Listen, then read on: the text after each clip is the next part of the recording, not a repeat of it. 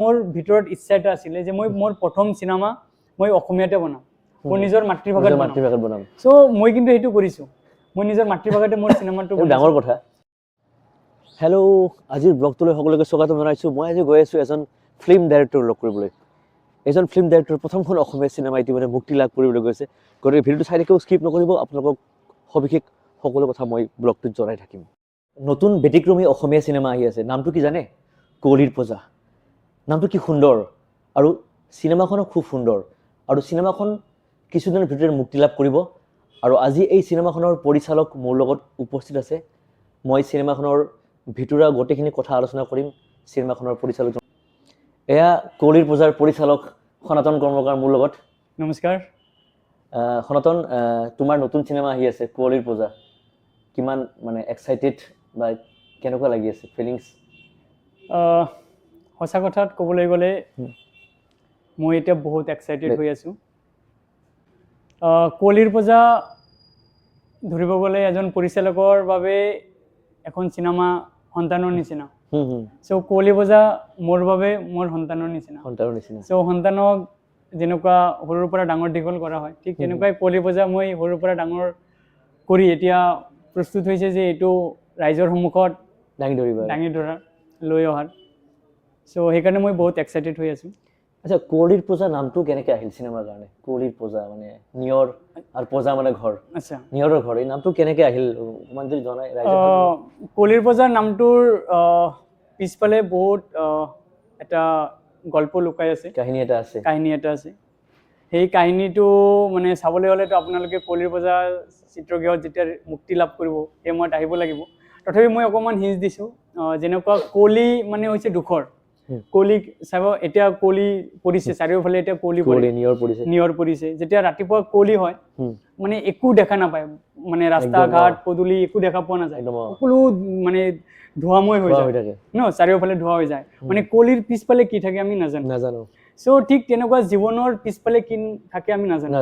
জীৱনৰ যি পথ, সেই পথৰ মানে পৰৱৰ্তী সময়ত কি হ'ব আমি নাজানো, বিশেষ নাজানো। চ' সেইটো ৰিলেটেড কৰি আমি জীৱনটো এজি দুখৰৰ লগত তুলনা কৰি কুঁৱলীৰ পূজা মানে হৈছে ঘৰ।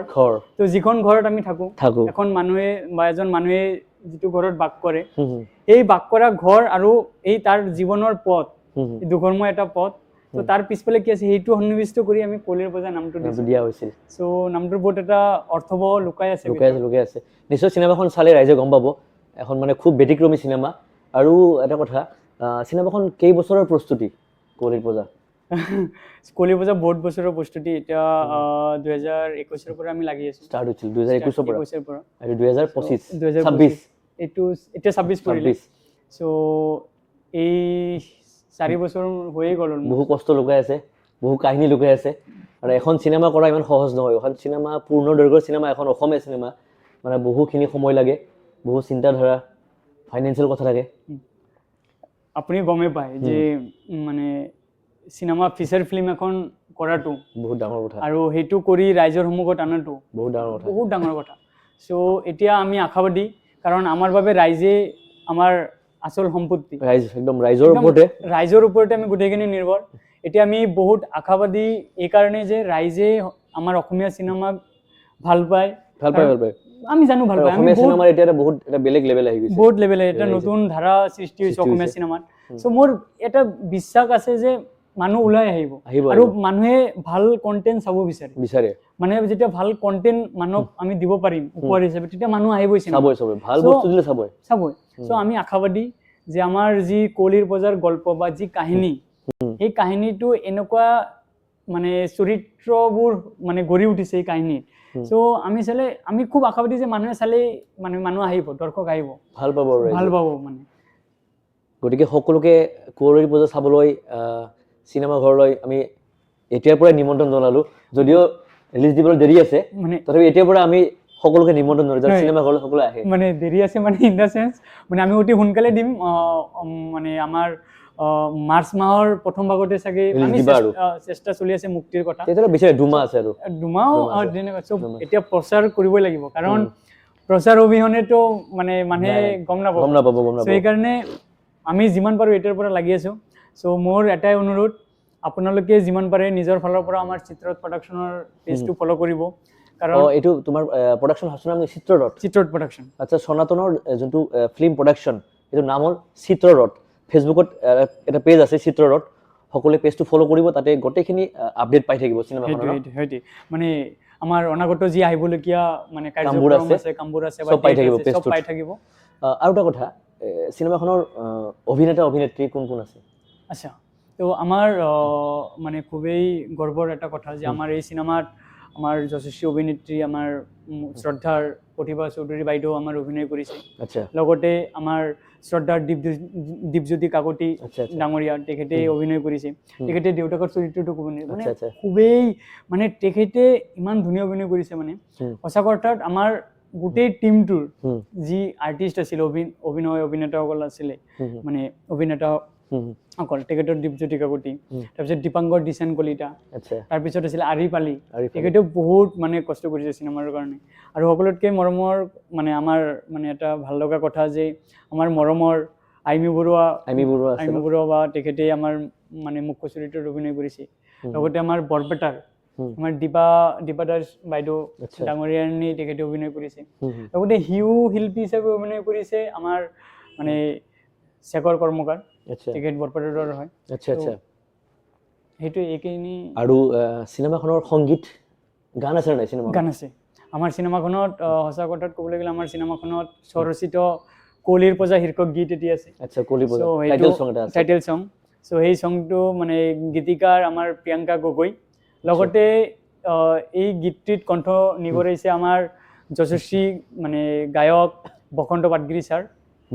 ছাৰে গাইছে এটা গান গাইছে তেখেতে। আৰু এই চিনেমাখনৰ মানে গোটেই কাহিনীটো মানে কাৰ, মানে স্ক্ৰিপ্ট কাৰ?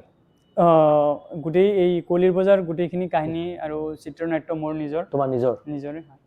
কিমান বছৰ আগতে লিখিছিলা এই কাহিনী? এইটো মই 2000 মানে যেতিয়া আমাৰ কোভিড হিট কৰে, মানে কৰোণাৰ সময়ত মানে 2020, তো 2020 যেতিয়া হিট কৰে, সেই সময়ততো কাম বন একো নাছিলে। সেই সময়ত মোৰ বেলেগ চিনেমা এখন মানে শ্বুটিঙৰ কথা চলি আছিলে। চ' সেইখন যেতিয়া বন্ধ হৈ গ'ল, তেতিয়া মই ভাবিছিলোঁ কি কৰোঁ। তো in the mean time suddenly মই আমাৰ গাঁৱত ঘটনা এটা ঘটিলে কোভিডৰ সময়তে। সেইটো মানুহবোৰ চব আবদ্ধ হৈ গ'ল, চব বন্ধ হৈ গ'ল, কোনেও কাৰো লগত মাত বোল নোহোৱা হৈ গ'ল। আৰু যেতিয়া কোৱাৰেণ্টাইন কৰি দিলে মানুহবিলাকক, সেই জীৱন ধাৰাটো এটা বেলেগ হৈ গ'ল, মানে টোটেলি মানুহ বেলেগ হৈ গ'ল। চ' ইন দ্য মিন টাইম মই অকণমান লুকাই, মানে যিটো মই প্ৰকৃতি ভাল পাওঁ, চ' মই মানে প্ৰকৃতিৰ লগত মানে মিলি ভাল পাওঁ। সেইকাৰণে মই এদিন এনেকুৱা ওলাই যাওঁতে, মানে গাঁৱৰ ভিতৰতে ওলাই যাওঁতে মই এটা ঘটনা দেখোঁ, মানে সেই ঘটনাটো মোক বহুত ষ্ট্ৰাইক কৰে। চ' তাৰে পৰাই লাহে সেই 2020ৰ পিছৰ পৰাই এইটো মানে চিত্ৰনাট্য ইনস্পায়াৰ কৰে আৰু যে চিত্ৰনাট্যটো লিখা আৰম্ভ হয়। মানে কলিৰ পজাৰ কাহিনী মানে কোভিডৰ ওপৰত লিখা হৈছিল। কোভিডৰ সময়ত আমাৰ জীৱন কেনেকুৱা হৈছিল আমি সকলোৱে জানো। আমি সকলোৱে এটা ৰুমৰ ভিতৰত বন্দী হৈ গৈছিলোঁ। সৰু হওক, ডাঙৰ হওক, ধনী দুখীয়া গৰীব কোনো কথা নাই, প্ৰত্যেকৰে জীৱনত এটা ষ্ট্ৰাগল হৈ গৈছিল, মানুহৰ জীৱন সলনি হৈ গৈছিল। আৰু এই চিনেমাখনত এই গোটেইখিনি কাহিনী ইয়াত সোমাই দিয়া হৈছে কোভিডৰ ওপৰত। গতিকে খুব সুন্দৰ এটা কাহিনী হ'ব। চিনেমাখন কিমান সময় দীঘল নেকি? বহুত 1 ঘণ্টা 30 মিনিট। 1.5 ঘণ্টা। চিনেমাখন 1.5 ঘণ্টাৰ এখন সুন্দৰ চিনেমা। গতিকে মানুহে চিনেমা ঘৰলৈ আহক, 1.5 ঘণ্টা সুন্দৰভাৱে এখন সুন্দৰ কাহিনীৰ চিনেমা উপভোগ কৰক। কাৰণ অসমীয়া চিনেমা বৰ্তমান মানে জুবিন দাৰ যিখিনি সপোন আছিল, জুবিন দাই কৈছিল হৰে যে মই চিনেমাক, আমাৰ অসমীয়া চিনেমাক চাউথৰ ইণ্ডাষ্ট্ৰীত লৈ যাম, যাতে ইয়াত আমাৰ অসমীয়া ল'ৰাই কাম কৰি খাব পাৰে। কেমেৰামেন, স্পট বয়, অভিনেত্ৰী, গায়ক, মানে গোটেইখিনি যাতে অসমৰ পৰা ইয়াত কাম কৰি খাব পাৰে ন। জুবিনে সেইকাৰণে মুম্বাইত নাথাকি ইয়াত আহিছিল জুবিন দাই।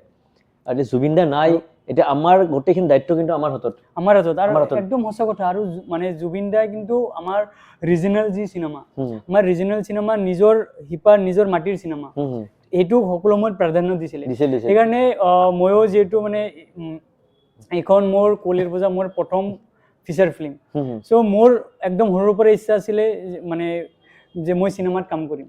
কিন্তু যেতিয়া মই চিনেমা পঢ়িব যাওঁ, মানে মই কলকাতাত যেতিয়া মই মানে ফিল্ম ডাইৰেকশ্যন কোৰ্চ কৰিব যাওঁ, এই কোৰ্চ কৰাৰ সময়ৰ পৰা মোৰ ভিতৰত ইচ্ছা এটা আছিলে যে মই মোৰ প্ৰথম চিনেমা মই অসমীয়াতে বনাম, মই নিজৰ মাতৃভাষাত বনাম। চ' মই কিন্তু সেইটো কৰিছোঁ, মই নিজৰ মাতৃভাষাতে মোৰ চিনেমাটো। ডাঙৰ কথা। চ' কাৰণ এইটো মোৰ এটা ট্ৰিবিউট নহয়, মোৰ মানে জননীৰ প্ৰতি, জননী মাৰ, নিজৰ জননী অসমীয়াৰ প্ৰতি, অসমৰ প্ৰতি, ভাষাৰ প্ৰতি এটা ভাষাৰ প্ৰতি মোৰ যি মানে এটা টান, সেই টানৰ প্ৰতি মই মোৰ প্ৰথম মানে চিনেমাখন অসমীয়া চিনেমা এইটোৱে কয় যে মানে চেক্ৰিফাইচ কৰা বুলি কয়। সঁচাকে বহুত ডাঙৰ কথা, এইটো কৰিছোঁ। বহুত ডাঙৰ।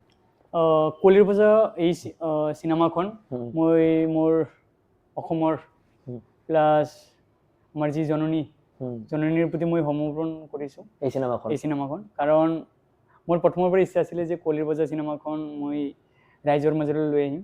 এতিয়া সেই সময় আহিছে। আপোনালোক সকলোৱে চিত্ৰগৃহত আহিব। মানে এই চিনেমাখন তোমাক ৰাইজক উপহাৰ দিলো মই, অসমৰ ল'ৰা হিচাপে, অসমীয়া ল'ৰা হিচাপে ৰাইজক উপহাৰ দিলা ন? উপহাৰ দিলোঁ, প্লাছ মানে মোৰ এইটো ইণ্টেনশ্যন আছিলে যে মই অসমীয়া ভাষাতে মোৰ প্ৰথম অসমীয়া চিনেমা হওক।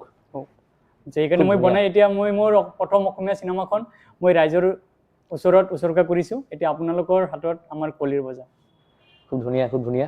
আৰু এইখন চিনেমাৰ কাম ক'ত হৈছিল? এইখন চিনেমাৰ কাম মুঠতে আমাৰ এডিটাৰ হিৰণময় গগৈ আৰু আমাৰ চাউণ্ড ৰেকৰ্ডিশ্যন ডিজাইনাৰ অৰ্ণৱ বৰা, আমাৰ এইটো গুৱাহাটীতে হৈছে। লগতে ইয়াৰ ভালেখিনি কাম যেনেকুৱা মানে DI প্লাছ কালাৰিষ্ট আমাৰ শৌভিক বিশ্বাস কেলকাতাত, ZG, আৰু আমাৰ যে গোটেই চিনেমাখনৰ মিউজিক কৰিছে তেখেত হ'ল মানে যশস্বী, আমাৰ মিউজিক ডাইৰেক্টৰ চক্ৰপাণী দেৱ কেলকাতা আৰু অসম মিলি কামটো কৰা হৈছে। খুব ধুনীয়া। গতিকে এখন খুব সুন্দৰ চিনেমা আহি আছে, কলিৰ বজা। আপোনালোকে মিছ নকৰিব, চিনেমা হলত আহিব, কাৰণ এনেকুৱা সুন্দৰ অসমীয়া চিনেমা যদি আমি চোৱাত মিছ কৰোঁ, বহুত ডাঙৰ মিছ হ'ব। আৰু এটা ডাঙৰ কথা, ইয়াৰ যোনটো চিনেমাৰ যোনটো কাহিনী ক'ৰ পৰা কপি কৰা নহয়, এটা নিজা কাহিনী, মাটিৰ যোনটো জুবিন দাই ভাল পাইছে, নিজা কাহিনী, চাউথৰ পৰা নহয়, বলিউডৰ পৰা নকল কৰা নহয়, নিজা কাহিনী। আৰু আমাৰ অসমত এনেকুৱা ল'ৰা আছে য'ত নিজে কিবা সৃষ্টি কৰিব পাৰে। গতিকে আমি অসমীয়া চিনেমাক বহুতো লৈ যাম। একদম। এইটো আমাৰ হাতত, আপোনালোকৰ হাতত এতিয়া দায়িত্ব। আপোনালোকে আহক আৰু আমি খুব অতি সোনকালেই আমি মুক্তিৰ দিন আমি ঘোষণা কৰিম। চ' আপোনালোকে আমাৰ চিত্ৰত প্ৰডাকশ্যন পেজ ফ'ল' কৰিব, লগতে সঞ্জয় দাৰ পেজটোও ফ'ল' কৰি দিব। ঠিক আছে? নালাগে, নাই কৰি দিব, কাৰণ আপোনালোকে খালি কলিৰ বজা চাব আহিব।